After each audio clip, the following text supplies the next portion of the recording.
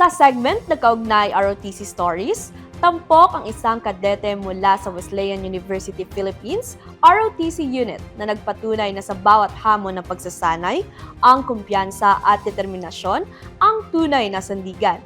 Tunghayan natin ang kanyang inspiradong kwento.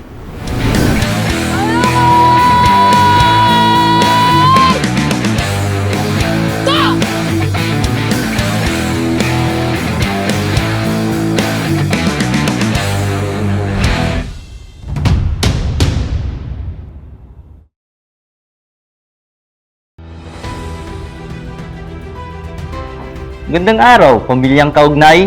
Narito na naman tayo sa segment na nagbibigay pugay sa katatagan at kahusayan ng mga kabataang may disiplina, paninindigan at malinaw na pangarap. Ito ang Kaugnay ROTC Stories. Ngayong araw, kilalanin natin ang isang kadete na nagpapakita ng prinsipyo at tapang sa pagharap sa mga pagsubok sa buhay at sa matatag na paghakbang patungo sa kanyang mga pangarap. Mula sa Wesleyan University Philippines ROTC Unit, narito ang kwento ng katatagan ng isang babaeng kadete na patuloy na nagpapasulong tungo sa tagumpay. Hi, I am Cadet Lieutenant Colonel Shirley New Estrada, First Class, Chorus 1 of Wesleyan University Philippines ROTC Unit, and this is my Kaugnay ROTC Stories. Not a yes sir, not a follower. Fit the box, fit the mold, have a seat in the foyer. Take a number. I was lightning before the thunder. Thunder, thunder, thunder, thunder, thunder, thunder, thunder, thunder, thunder, Thunder. Feel I am 21 years old, third year medical technology student. Nakatira ako sa Camtino, Cabanatuan City, Nueva Ecija. Nagtapos ako ng elementary sa Camtino Elementary School, then continued my secondary schooling sa Camtino National High School. For senior high naman, nag-transfer ako sa Wesleyan and then doon na din ako nag-college. Dalawa kaming magkapatid, parehong babae and ako yung panganay. Yung parents naman namin, pareho silang nag-work ngayon. Noong una hindi ko pa alam kung ano ba yung NSTP. May nag-message lang sa group chat namin na sabi kailangan umattend kasi iti-take yung attendance, kaya nagpunta ako. Doon nalaman ko na merong ROTC and then merong CWATS. Mas marami yung nag-take nung time na yun sa CWATS pero mas napukaw kasi ng ROTC yung pansin ko, kaya yun yung tinake ko.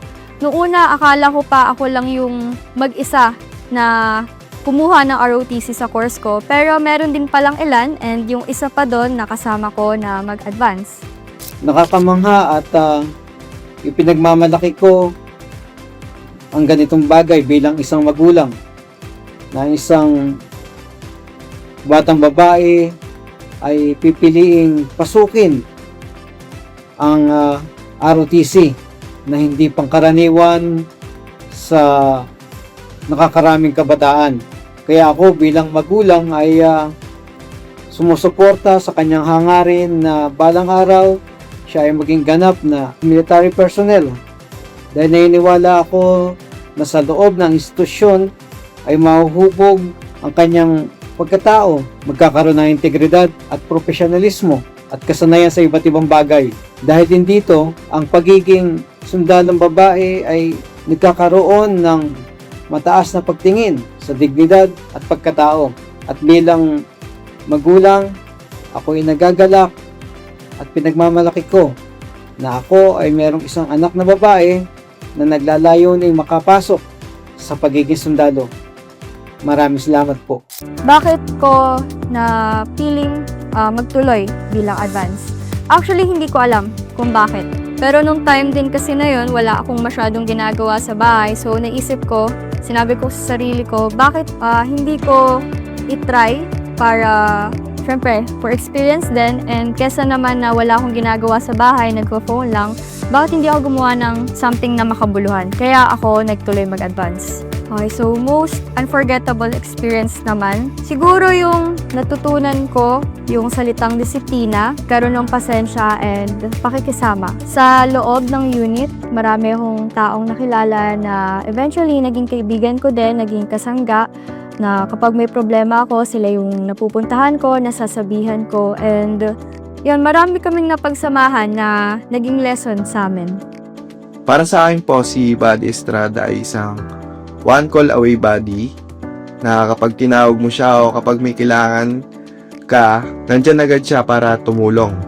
Hindi lang sa loob ng headquarters, kundi sa labas o personal po na buhay. Ramdam mo din na may buddy kang masasandalan. Magaling siya mag-advise.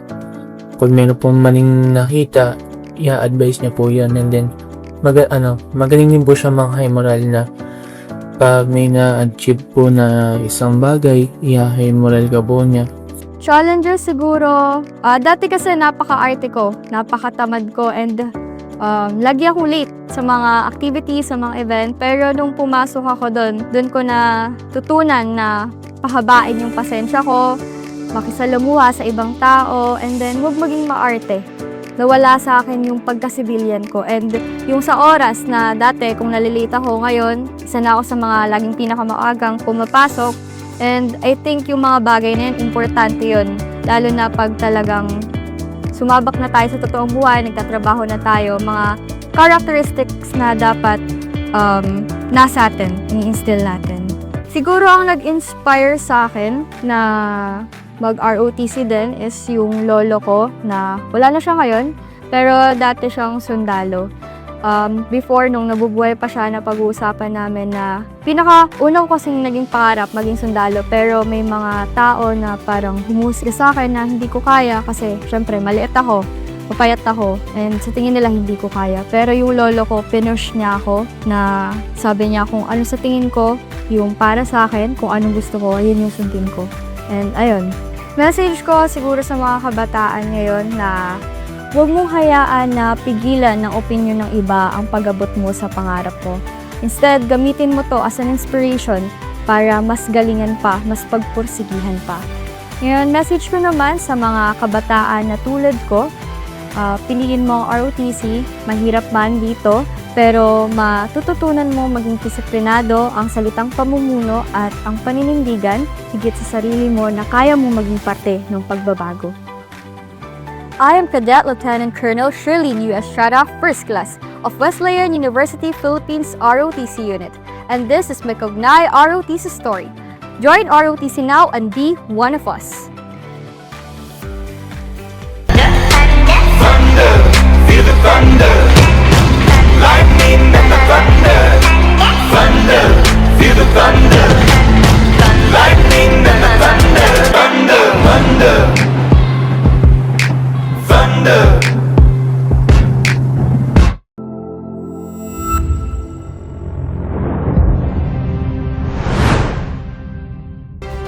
Para kay Cadet First Class Estrada, ang pagiging leader ay nasusukat sa tapang na harapin ang mga hamon at pagiging mabuting halimbawa sa kanyang mga kapwa mag-aral at kabataan. Isang patunay na sa bawat hakbang ng disiplina at pagtitiyaga, nabubuo ang tiwala sa sarili at pagmamahal sa bayan. Snap salute sa ating kadet mula sa Wesleyan University Philippines ROTC Unit.